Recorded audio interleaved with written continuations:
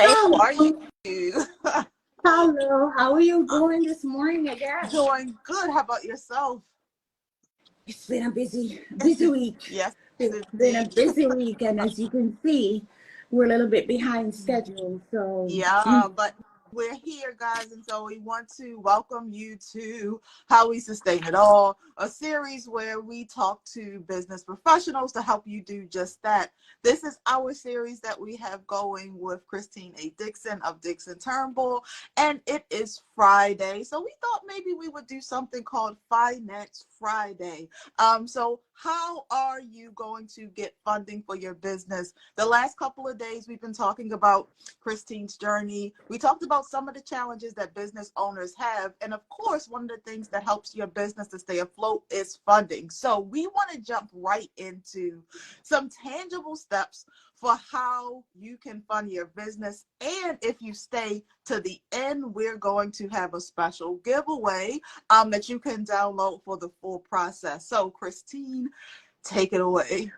really, I think the the definition of what we're talking about, tangible steps, is really, to me, what tangible steps a business owner can take now that's going to get them ready for funding and meeting with banks, meeting with the SBA, meeting with venture capitalists, getting started. And I just kind of wanted to kind of give you just some, always there is a background story where I realize that clients are a little bit unaware. And this purpose of today is really to just kind of, help people out. Because one of the things I noticed, as I said, during the pandemic, when everyone was looking for help for their businesses, was that people were not prepared. People were not prepared to receive the help they needed. One of the things banks do, it's what there is a thing that they call KYC, or know your client. And the SBA has a similar process. And when they did that, very short form for people to fill out to get funding, there were some background things that they needed from people ultimately when they got to the case file. And when they got to that point, a lot of people didn't have these things. So they weren't able to maximize on this opportunity. And it's really very basic stuff. So I kind of just wanted to give a quick outline of what do you really need. If you're going to form a LLC, most people go on LegalZoom and they will get that done through them. They'll pay a premium and sometimes still get not really a specifically drafted document specific to your needs. And I say that very carefully, because now we're approaching another thing, Brandy, that we didn't even discuss in our prep, where as of 2024, people are going to be required to be doing certificates of beneficial ownerships. And that's going to be something that's going statewide. And most often that has to be completed by either your attorney or your CPA. So no longer can folks get away with not having. I'm not sure how the LegalZooms of the world are going to deal with that. But in one instance, I actually had a client that they sent me, this was a few years back, who had a bank account at a bank. I won't name the bank because I don't want to disclose clients' information. And for 8 months, and he was doing speaking engagement, receiving monies and everything, and one day could not access his bank account because of that one form that needed to be completed. And when he formed his business through Zoom, they did not sign that form because that has to be completed by someone that knows you, a CPA or your attorney. And of course, they sent him to me. We spent an entire day where I had to verify who this individual was, look at his house deeds, all this stuff, because this was just someone they sent to me in order for his bank to sign this on his behalf so that his bank could open up and release funds, which were a lot. And this was someone that was married and basically at that point had been without his bank account for a week. you know. So these things are very, very important, and I just kind of wanted to just get into talking about, so if you're going to form a business in Maryland, I'm just going to use Maryland as specific because this is where I'm at right currently. There's things, if you're starting out, Maryland has a very, very, very, very easy to use Business Express page, and I'll kind of show people what that looks like. Give me 1 second. Very, very simple page that they can go to and basically register your business, search. So when people are starting out, we often tell people the first thing you should do is search out your name. In Maryland, you can conduct this search right here. Also, I usually advise people to do a search on the USPTO, Patent and Trademark Office website, because here are only going to come up the companies that are registered in Maryland. But you want to make sure that if you invest all this time coming up with a name, that you actually search it out throughout the United States and outside. Now, trademark attorneys usually charge people for doing a comprehensive trademark search and name search. And I actually believe that if you are going to be investing time and resources into your business, that you really should get that done by a professional. But here is the limited search on the Maryland side. And then you can also go into their business FAQs and you get a lot of information here. See business search again, business status. So you could actually, even if you are going to do business with somebody, form a joint venture, and they tell you they are a Maryland business, you can actually go in here to find out if they have not filed, if they are actually in good standing with the state. That's very important as well. So you'll see a lot of things here. Trade names, for example, my business name still remains C. Dixon Global Law, but my Dixon Turnbull is my trade name. Every year or every 2 years, I have to, in DC it's 2 years, re-register and pay for that trade name. So I can't ever let that lapse. So there's some really good information there that you can gather off this website. And I kind of just wanted to point that out to people so they, a quick tip there. Mm-hmm. If you are forming an LLC, and I'll just kind of give this out as a checklist for people to use to do their due diligence. And I encourage people to do this every year. And round about this time of year, when you're doing your annual planning, is when you really need to hone in on these things for 2024, for the next year. So if you're doing an LLC, you want to make sure that you have, I tell people always to do a corporate book. If you are forming your company through Dixon Turnbull, we actually give you a corporate book as a part of, and you'll see I have my corporate book right there. It says C. Dixon Global Law on the spine. And inside, you want to make sure that you have these documents compiled, because if you're going to open a bank account, the bank is going to want these documents as well. So it's all around. You want to have your consent to organize. You want to have your articles of organization. So when you go to the website, or if you have an attorney do your filings for you, once the business is registered, will come from the state, the articles of organization.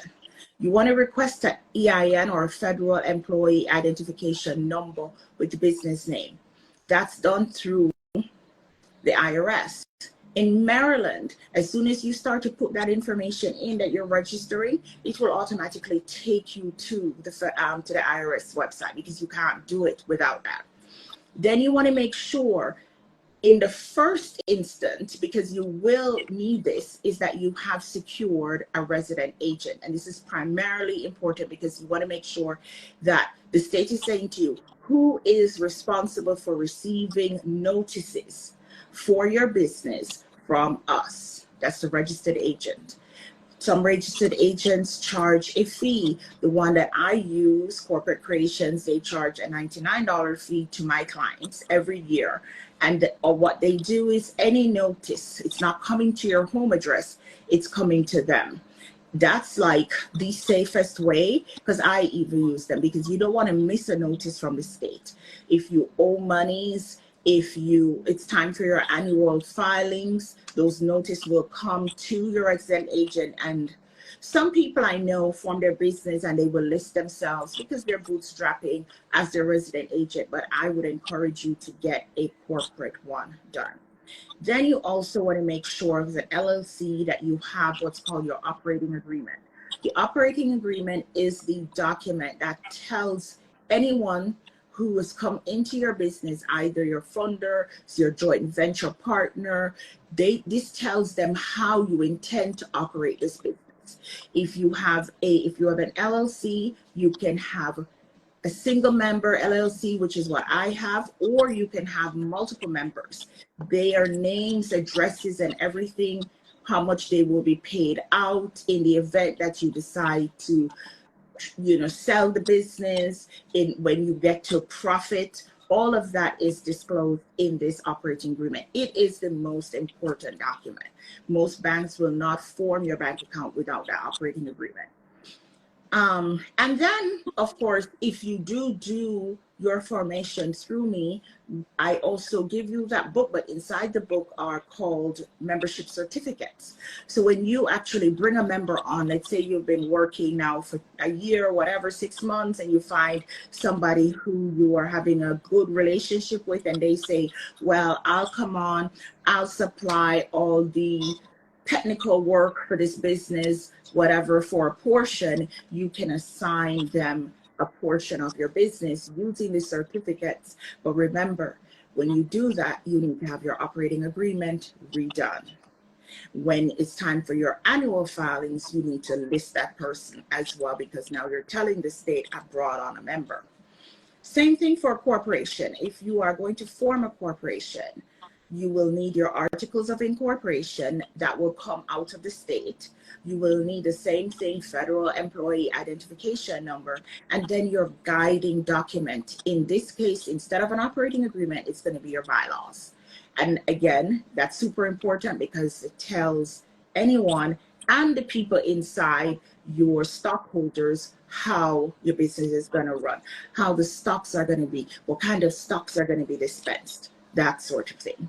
If you're doing a nonprofit, with a nonprofit, you can form a corporation, or even an LLC nonprofit. You will still need those same guiding documents: your articles of incorporation, your FEIN number. You will need to register the nonprofit, though, through the state. Like with Maryland, you need to file a Maryland charitable registration with the Secretary of State. You can do this through that same website. Then you will also need to file for your tax exempt status again after you've done all the previous things, and you get that so that you're not paying payroll taxes to the government. So that's the one thing with the nonprofit. That's why basically I tell clients the government owns your business if you have a nonprofit, because you're not taxing you. So, and the most important thing in all of that with a nonprofit, in the bylaws and on the articles of incorporation, is your mission. Your mission statement is the most valuable thing, because that tells the government what you plan to do with this nonprofit. You can never deviate from that mission. Even when you file what's called a 990, which is a tax document for your nonprofit, every year you have to put that mission statement on it. So that kind of gives you a checklist, Brandy, of if you are looking right now, you have no attorney, what quick things you can do to make sure your house is in order. Run through that checklist. Got it. So you gave a lot of really good, really lot of good information there. We got a website. We got exactly what you need as a for-profit and a nonprofit to be a legitimate business, and to be prepared to not only access funding but also be able to open up a bank account where that funding will actually live. Now, are there any, like, when you talk about some of the things that are needed in order to qualify for funding, are there steps that people need to, I guess, take in order to make sure that they actually get there? Like you told us the things that we need, but what are the steps? Well, the steps I created a checklist of sorts on the website. It's called the 12 Steps to Entrepreneurship, and that really governs the actual forming or having an LLC and a corporation. It goes through that. Then we also have one called the 8 steps you need to take if you're going to form a nonprofit. And basically, it's just really a checklist, so you know what is needed and why. And I'll kind of give you a sneak peek onto that document here. Let me see if I can do this properly. So here is the sneak peek of this document. So basically, preparing yourself for funding is really, really important. Any funder, be it the state, be it the venture capitalist, be it the bank, will first ask you for the most important thing here is your business plan. We also developed at Dixon Turnbull a one-page business plan to just help you, guide you onto what is necessary in a business plan. Here we tell you in this what do we call this, an infographic? Yes. The what's needed. You need your executive summary, you need a description of your services. And I think the most important thing that bankers and funders and the like look at is what's called that SWOT analysis that needs to be done in your business plan. And basically it's the strength, weakness, and on opportunities that you see out there. And the most important thing on that usually is, what are the weaknesses? What are the other threats that somebody else with the same business? And when you focus on that, you're like, okay, somebody else out there selling sneakers, but then is there an opportunity? Is my sneakers different? We have now all these different sneakers. I actually got one the other day from a brand called Kissick, where you literally do not ever have to unlace these sneakers. When they created that, what a wonderful thing. There's something in the back of these shoes that you put your foot down and your foot just envelops in it. It's like the most wonderful thing. And I thought to myself, they must have gone through and done all this market research, talking to people, figuring out what is the one thing we hated or had to deal with that nobody wanted to deal with to even come up with this product. I'm not, a spokesperson. I'm just using this for example. The next thing while you're developing your business, and this wraps hand in hand with the business plan, is really selecting a legal structure. We explain why here in our 12 steps. This is the infographic, but in the 12-step thing that's on our website, it really dives into the difference between a corporation and an LLC.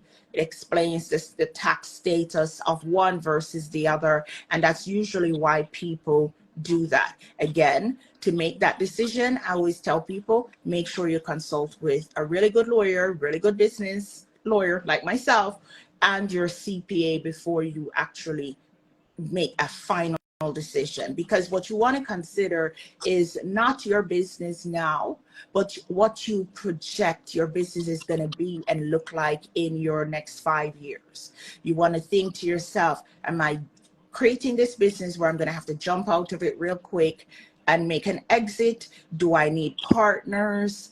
Can I do this on my own? Before you make that decision. The next thing is the business name and registering the business. So this little infographic takes you through. And the fourth most important thing is, does your business need any licensing and permits? And again, this is where I tell people, go back to the state website, go through everything, find out if your business needs any licensing, any permits. You can't run that food business and not know that you don't need a license.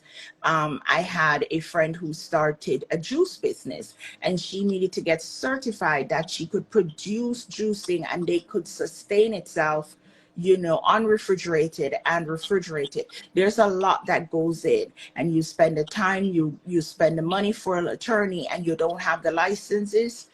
you know, you can't do good business. And then financing, and a lot of here, it kind of tells you now, after you've done all this, you're kind of ready to go knock on the door of the bank, you know, bring your pitch to a venture capitalist. So we have that there, and we have a similar one for a nonprofit organization. I won't go through here, but I think the decisive step, if I could tell you to do today, is to look at that checklist, visit your state website, and see what you need, and make sure that you check everything off that list, so that ninging feeling in the back of your head as you're working goes away. Nice, cool. So those infographics can be found at DixonTurnbull.com in their resource center. And you also mentioned that there's a quiz that you could take to kind of see where you stand. So the quizzes and the infographics are available if you're interested in a nonprofit business or a for-profit business, to make sure that you have the steps that you need to take kind of all listed out, but also with the quiz, you find out where you stand in the process and what you need to do. What your next step should be, basically. Yep. So again, you know, if anyone wants to have direct conversation with me, I can be reached at DixonTurnbull.com, Christine A. Dixon on Instagram, and 202-656-9054, the business office. And, you know, let's chat. Let's have a discovery call to see what it is that you need done, and how can you get it done affordably, and how can you resolve, you know, moving forward into the new year. This is really super important during this annual planning time, to make sure that you have all your, as they say, ducks in a row for your business. Mm-hmm. Yeah, great. Well, thanks as always, Christine, for joining us and sharing all of your wonderful knowledge for small businesses, to make sure that they are protected and in the best position possible to do business, to do great business. Again, you can reach Christine at DixonTurnbull.com. She also just gave the phone number, and we're on Instagram, so feel free to DM her at Dixon Turnbull as well. Until next time, we'll talk to you soon. Thank you. Okay, bye-bye.